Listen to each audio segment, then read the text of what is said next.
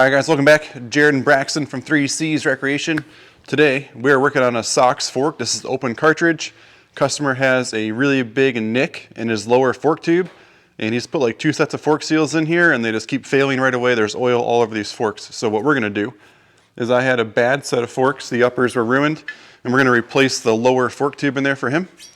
And let's show you real quick where this nick is. So if I slide this thing way up, I don't know if, can you see that on the film? If I do that in the light, does that change things? Anyway, my finger, maybe you can hear it. It's catching that really bad.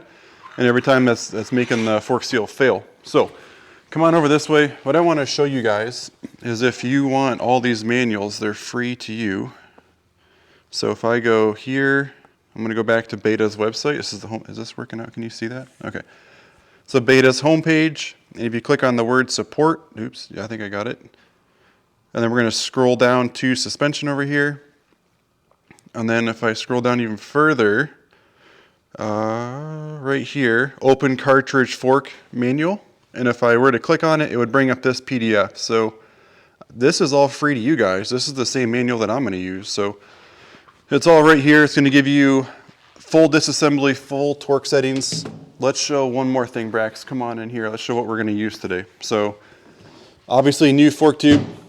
New fork seals, fork seal grease. This is the cap when I put the new seals on. Fork oil, mixed cup, fork seal drivers, a marker, a snap ring remover, a 19 and a 17. The 19 is shaved down so it's narrower.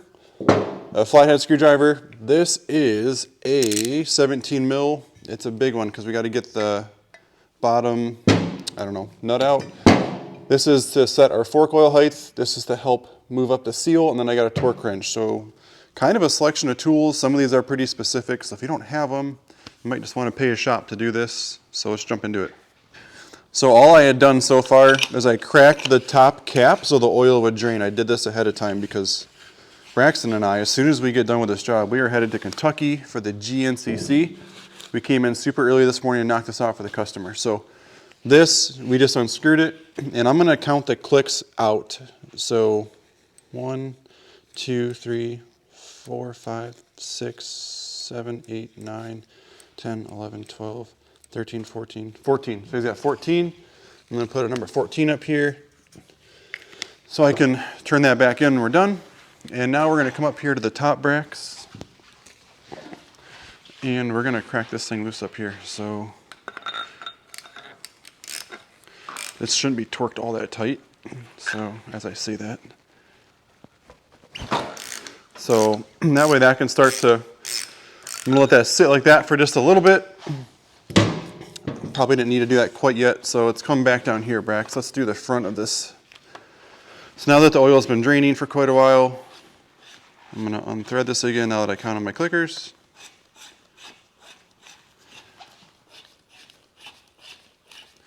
Okay, so there's that. And this is where our 17 and our 19 come into play. Why don't you stand on that side right there? Perfect. And first thing I have to do is slide this apart and then set my 19 down in there. That's why it's got to be narrower, because it's got to fit in that groove. And then I'm going to grab my 17 right next to it and pop this guy, pop that guy loose.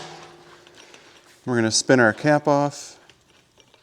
Now left hand and right hand fork are completely different. So if you, depending on what fork you guys are working on, the process will be different. So this is gonna shoot down in there because the spring is on it. So pull this spring out. I'm just gonna set it. This is a fully clean bin. It's just the oil from today. Take our push rod out. And then now I can remove this inner cartridge. That's what I had originally loosened. If I grab this, come on back on this side, Rex.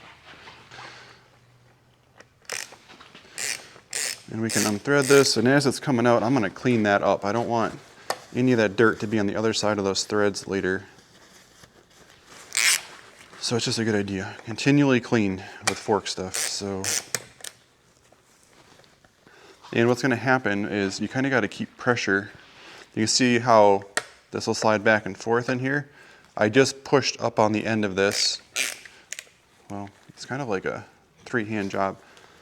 If I keep outward pressure, I'll explain to you what's happening here in a second. Okay, so it's fully out. So I've got this now, it's out. So what's happening is this inner cartridge rod, there's still going to be some oil on it. This is not actually threaded into this lower fork leg. That nut that we just unscrewed is what's pinching this to the bottom. So as I'm unthreading it, and if I don't keep pressure on it, this is just backing off on the inside. You can see when I put it back in, it's only going to fit in there one way. It's all notched out for it. So that'll go back in a minute. Now we got to get our fork seal out. We got to get this out. That's our last step to removing this guy. So we got our flathead screwdriver, and this one we could scratch the heck out of. We're not worried about this one. And if I, oh gosh, he's got a mess. He's got a mess on our floor. So anyway, there's that. And then our snap ring should be one. Yeah, it's right here. I'm just kind of grabbing it. My fingers are super slippery now. There's our snap ring. Back up just a little bit, Brax, because this next step, I'm going to pause for 1 second. Okay, I paused for a second to clean up the floor. And so now we've got our outer dust seal out of the way, our snap ring out of the way. Now I got to separate the fork tubes here. I had paused because I made a mess on the floor. So this sometimes can be a little bit aggressive. We're going to carry this right over to the bench. So technically it's out, and these fork bushings are fine. I don't think this bike has that much time on it. So what we're going to do is pop this apart. So here's one. I need my fingers to work. We've never been to this GNCC before. We're pretty excited. It's in Kentucky. It's called, I think it's in Hazard County. So they're calling it the Dukes. And I really don't need to slide this off, but I'm going to just to keep a good video for you guys. So there's the old one. Man, actually, there's knit all over this fork tube. So, you know, we never know. A rock section or something, you fall down straight, life happens. So what we're going to do is get our new fork seals out. Ta-da! And our fork seal grease. This is where this bullet comes into play. So I'm going to slide this over the top of here. Just to get it past, this catches really good right here. You see that lip? We don't want to catch the fork seal on that. Could ruin a brand new fork seal. So what we're going to do, throw some grease on there. New fork seal has to be, or this is the dust boot, has to be facing down like that. We're going to go down and out with it. Oh, here's the part number for the Sachs fork seals, by the way. Okay, there's that snap ring. Now the fork seal itself as well. This is going downhill, and then you can see the lip on the inside. That's up, so we're going to go like this. I like fork seal grease. We put a ton of it on stuff. Now that that's on, I can pull that off. We're done with that, and it's just going to be reverse order. 1, 2, 3. And I had already cleaned the inside of this fork tube out. So if I was just doing a full service job, we would take more time to clean this out, but it's fully cleaned out because it was done ahead of time. So let's go back over to this fork tube here, and let's look and see how dirty it is on the inside of this. So you can see some debris still in here, kind of where the snap ring lays. It's got some stuff in it. Past that, there shouldn't be anything because it's got seals and stuff up in there. Let me get my head in there real quick, Brax. Okay, it looks really clean. It's pretty good. It's been draining for quite a while, so there's nothing left in there. So now we're going to take this fork leg, set it up in here, and I'm going to keep the dust boot and the snap ring down lower. Bring that right about there. Our 48 mil seal drivers, wrap them around the fork tube. Not a lot of pressure. We're just get it to seat. And now I can see where my snap ring is gonna grab. And I'm gonna clean this snap ring real quick. I don't think I did a good job. So we're gonna listen for this. Sometimes you need a flathead screwdriver to finish it. You listen for this real quick. Okay, that, I guess it's not super enjoyable sound, but it did its job. And I always lather these things up really good. Get that seal in there. Oh yeah, look at that. So, and we're getting close. So now that fork seals are in, we always want to look at this to make sure there's no cracks in anywhere. I don't think the newer ones have the problem. If you read that manual on that computer, you'll see there could possibly be a crack in here somewhere on the older ones. So now, like I was mentioning, we have to get this to sit all the way in the bottom. So I want you to show the camera coming in the end, Braxton. And I'm just going to feel for it. So if I push it all the way in, can you see where are the flat spots? So one flat spot is like right here. So the other one's going to be on the other side. And I'm doing this by feel for you guys. I'm not looking, okay, right there. I just kept kind of rotating it until it came all the way in. You can see how it's sitting in its slot now. So I took a quick second and I cleaned up the compression assembly. That's what this lower one is. And with everything being really clean, you can see I got one hand down here holding it in. And it's threading in nicely right off the bat, which is nice. And it's going to start to get harder, of course. So this is kind of where, without a second person holding the inner fork tube still, it'll start to spin. Yeah, so I think I'm okay on the length. I'm going to keep tightening this. It's going in nice.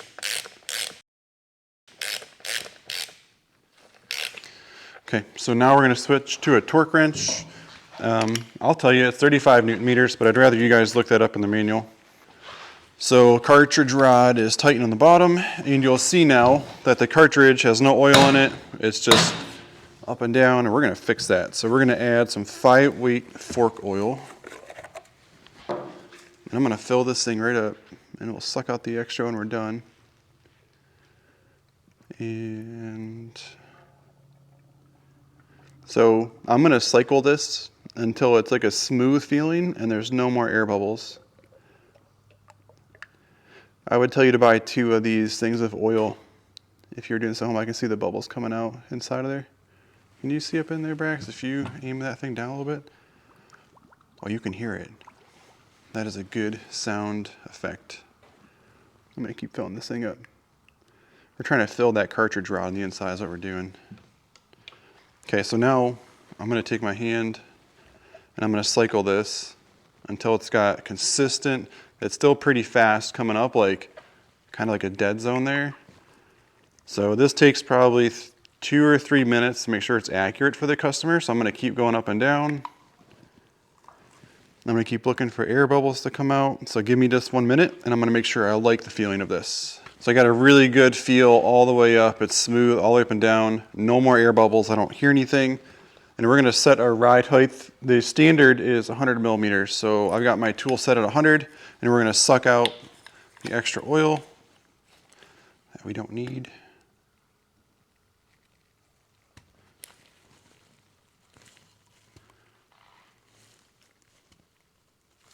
Probably going to take a minute because I have the oil like it was pretty high. It's like right there. We're not catching air, which means the ride height is correct. We're going to take our inner push rod, our fork spring that was sitting in, the oil was clean that it was sitting in. Put that back in. He had just redone these forks, so the oil that came out was clean. So this is a cool way to help me grab this push rod and bring it to the top. I'm going to find my 19. So I found my 19 on the workbench here. I'm going to shove it in there. Now I can let my finger out, remove this. I can take my cap, thread it down, let those threads do their job. There's not a torque setting on this, it's just by feel. We don't want to crush this because it's a hollow tube, right? So we're just going to tighten it. So I've just got one hand here and we're just kind of going this way with it. Let me do one more, let me rotate this wrenches one time. Okay, you can't tell how much torque that is, but it's enough. So I'm going to close this up like that. Okay, I'm going to put some more grease on our upper O-ring here. I'm all about that stuff. Slide the outer tube up to it. And then we're going to tighten the cap down with our cap wrench tool.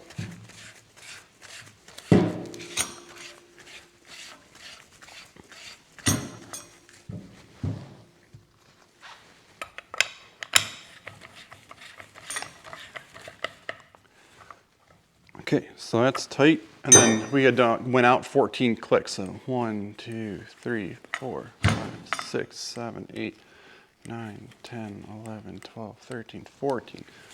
14 clicks. So let's clean this tube up real quick. So I like to clean everything really good that way. And then I always clean the triple clamps as well. So the bike's not here. The customer just brought in the fork. So he'll have to clean up the triple clamp himself. But I would definitely clean it up really good. But that is a full lower fork tube install.